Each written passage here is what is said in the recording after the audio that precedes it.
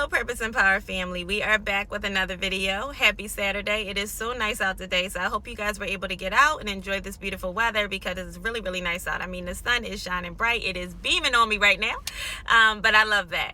So today, the topic that we're going to be talking about is called the what if syndrome. And I know that once I unpack this message, a lot of people are going to be able to relate because we have all been dealing with the what if syndrome in some way, shape, or form, right? So the what if syndrome pretty much talks about when we are presented with different ideas, opportunities, things, and we immediately go to thinking the worst case scenario. What if the worst case scenario happens rather than giving God a chance to do his best? And if this is you, don't worry, because this thought process used to control me for years. Like before I would even take the first step in something, here comes fear talking me out of everywhere that faith was trying to take me, right? And me and fear, we have this love-hate relationship. We've had this love-hate relationship for years.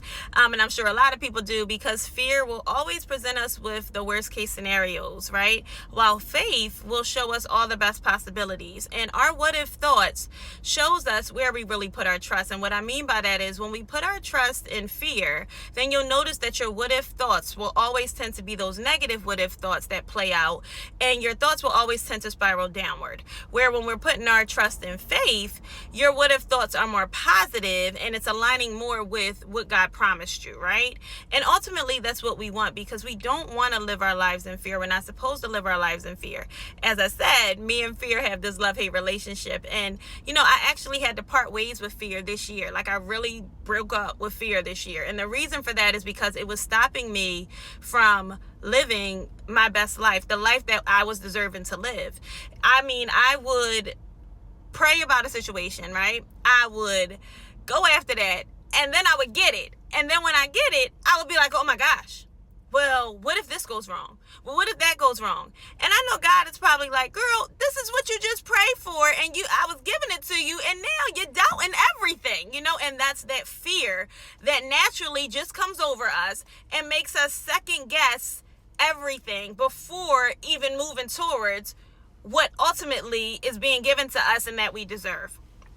So one of the things that helped me when I was dealing with these type of situations is I took a day and I wrote out everything, all the different ideas and opportunities, and then those negative what if thoughts that was like always playing out in my mind. And what I did was, next to those, I wrote out all the best case scenarios that could happen with that situation. So for instance, you get this job. This job could end up being the best job ever, and it could make me so successful, and this is the most success that I'm ever going to have in this career.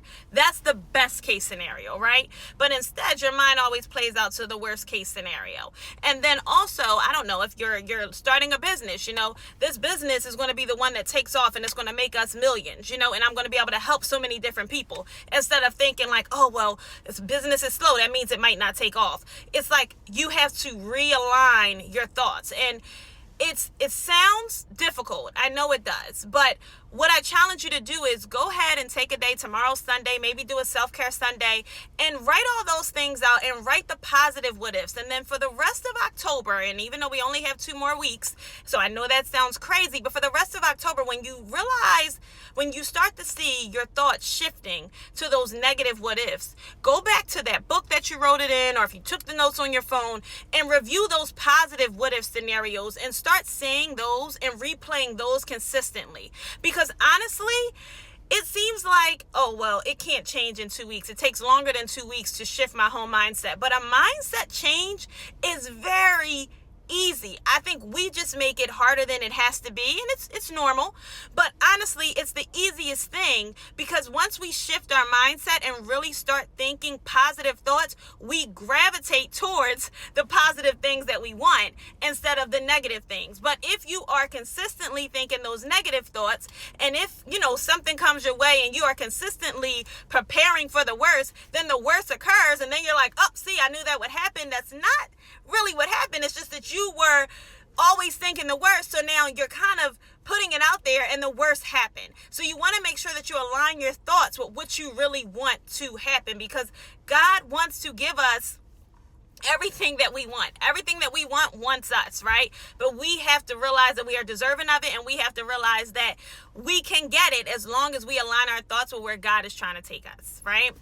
So when I was thinking about this message, one of the songs that came to mind was Go Get It by Mary Mary, right? And it's a great song. If you haven't listened to it, it's one of my favorite songs because it talks about going and getting your blessings, because there is so many blessings that is waiting for us to just grab a hold of it. But we got to change that mindset and move from more of those negative what if thoughts to those positive what if thoughts, and know that our best life is here, right? And that we are deserving of it all, and that God wants to give it to us, and he's aligning things up in our favor. But we have to make sure that we are in a line with, our mindset and where he's trying to take us.